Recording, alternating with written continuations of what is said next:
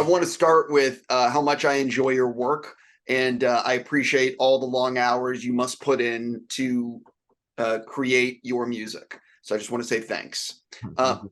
I'm so curious. How do you know when something is actually done? Because what goes through your head? Is there like a feeling you're like, oh, this is it, or are you constantly tweaking? I would say constantly tweaking to the very, very, very, very, very, very, very end. And in this one, I was literally listening to the final mixes of the score yesterday. So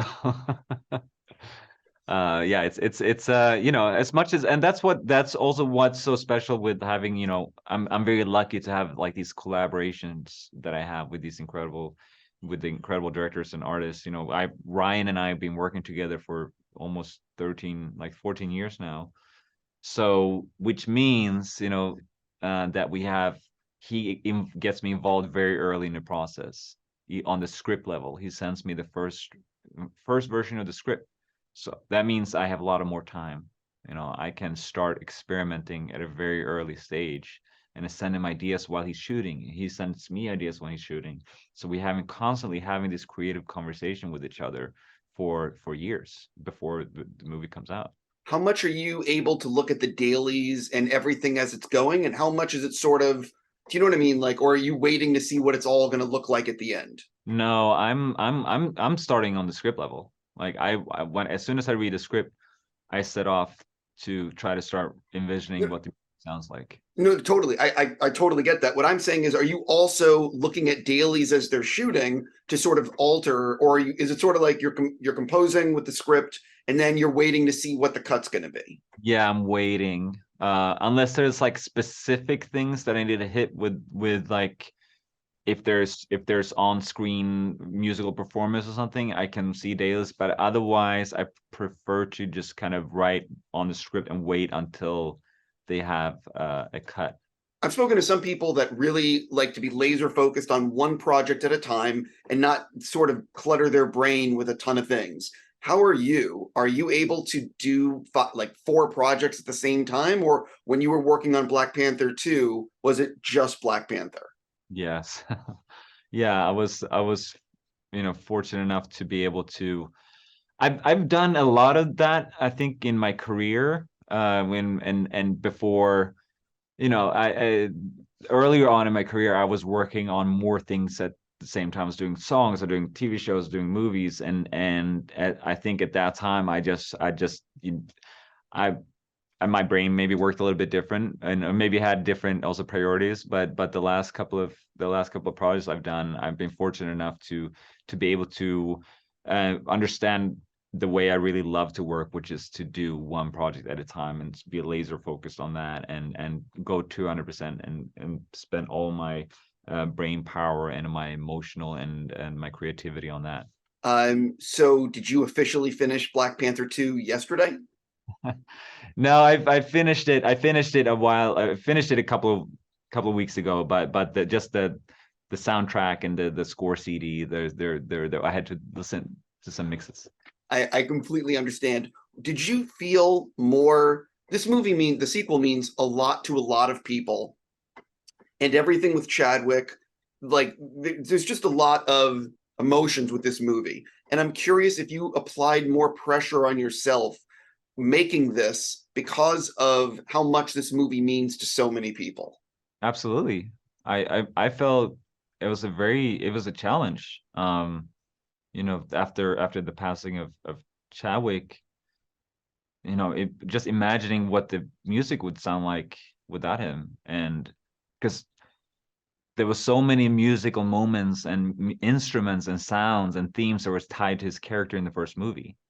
So are we going to be able to reuse those themes? Are we going to be able to use the talking drum, which is constantly played throughout the whole first movie? That was, as soon as you hear that sound, you immediately think of the T'Challa. And so just had to be very thoughtful about, like, okay, well, how, because it means so much to so many people and it has such an emotional weight to it. So that was something that I would meticulously spend time on and thought about in ways where it would feel the best. Sure. By the way, I haven't said it yet, but I think the sequel's like fantastic. Obviously, your music is great. It's going to be this huge hit. But while I have you, I'm also what we call a Star Wars fan. Just throwing that out there. I have to know, you don't work on Andor, but are you watching it? I haven't seen it yet. No. Oh, I'm gonna recommend you watching. Yeah, I'm excited. I'm really excited about it. I'm super excited about it. Yeah. Yeah, strong recommendation. This Tony Gilroy guy seems to be pretty good. But jumping into why I have to know, obviously Mandalorian season 3 comes out early next year at some point. Where are you in the recording process? Have you started? Are you working on it? We'll have to keep that a secret. Sorry. Oh, I understand. Then I'll ask you this.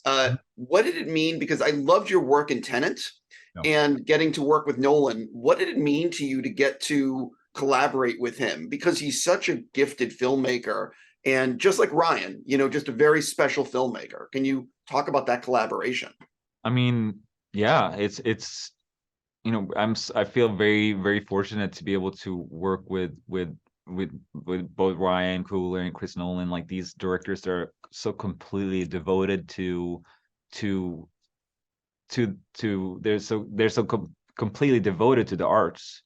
And it's I don't feel like I just don't really feel like we're making a product. It feels like we're making, we're both all trying to make something timeless and something, we're trying to create something, art, and just some and I it's and obviously I've been like the way that Chris thinks about music, and also and they're both Ryan and Chris are they have such an ear and interest for music, and you can tell in their filmmaking, and I've been a fan of Chris's movies since I was very young, and like the importance that he puts that he has that he lets the score has in his movies, the weight of the score and how connected it is to the storytelling, and it's all about creating that immersive experience. And I remember seeing, Batman Begins for the first time and in the theater, and just sitting there as like completely encapsulated by the music and by the movie, and how they work so well together, and just yeah just how everything that we're trying to do and that we did with Tenet, and I'm trying to do again. It's like, creating something that feels just also completely timeless. Yeah, I'm kind of excited about this thing called Oppenheimer. I believe you might be, collaborating. I'm just going to say, man, listen, pleasure to talk with you. Thank you so much for your work. And I am looking forward to Mandalorian season 3. Steven, it's a pleasure. I'm going to watch Andor. No, listen, the show is phenomenal. Like, Okay, no bullshit. cool. Phenomenal. I'm excited. Cool. Have a great day. All right, you too.